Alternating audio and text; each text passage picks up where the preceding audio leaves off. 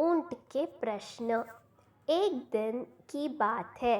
एक ऊंट और उसका बच्चा बातें कर रहे थे। बातों बातों में ऊंट के बच्चे ने उससे पूछा, पिताजी, बहुत दिनों से कुछ बातें सोच रहा हूँ, क्या मैं आपसे उनके बारे में पूछा जा सकता हूँ? ऊंट बोला, हाँ हाँ बेटा, ज़रूर पूछो बेटा, मुझसे बन पड़ेगा तो मैं जवाब ज़रूर दूंगा। हम ऊंटों के पीठ पर कुबड़ क्यों होता है पिताजी? ऊंट के बच्चे ने पूछा। ऊंट बोला, बेटा, हम रेगिस्तान में रहने वाले जीव हैं। हमारी पीठ में कुबड़ इसलिए है ताकि हम इसमें पानी जमा करके रख सके। इससे हम कहीं कहीं दिनों तक बिना पानी के रह सकते हैं। अच्छा, और हमारे पैर इतने लंबे और पंजे गोलकार क्यों हैं? ऊंट के बच्चे ने दूसरा प्रश्न पूछा। जैसे मैं तुम्हें बता चुका हूँ कि हम रेगिस्तान जीव हैं। यहाँ की भूमि रेतीली होती है और हमें इस रेतीली भूमि में चलना पड़ता है। लंबे पैर और गोलाकार पंजे के कारण हमें रेत में चलने में सहूलियत होती है।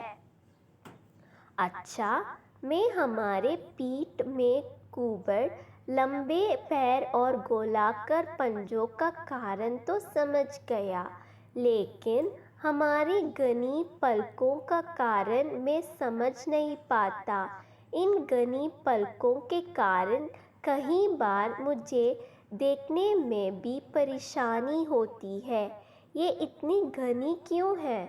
ऊंट का बच्चा बोला, बेटे, ये पलकें हमारी आँखों की रक्षक कवच है। ये रेगिस्तान की धूल से हमारी आँखों की रक्षा करते हैं। अब मैं समझ गया कि हमारी ऊंट में कुबड़ पानी जमा कर रखे, लंबे पैर और गोलाकार पंजे रेतीली भूमि पर आसानी से चलने और घनी पलकें धूल से आँखों की रक्षा करने के लिए है। ऐसे में हमें तो रेगिस्तान में होना चाहिए ना पिताजी? फिर हम लोग इस चिड़ियाघर में क्या कर रहे हैं?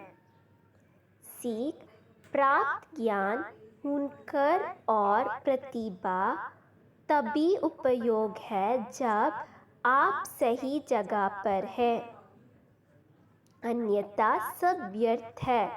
कई लोग प्रतिभावान होते हुए भी जीवन में सफल नहीं हो पाते क्योंकि वे सही जगह क्षेत्र पर अपनी प्रतिभा का इस्तेमाल नहीं करते। अपनी प्रतिभा व्यर्थ जाने मत दे।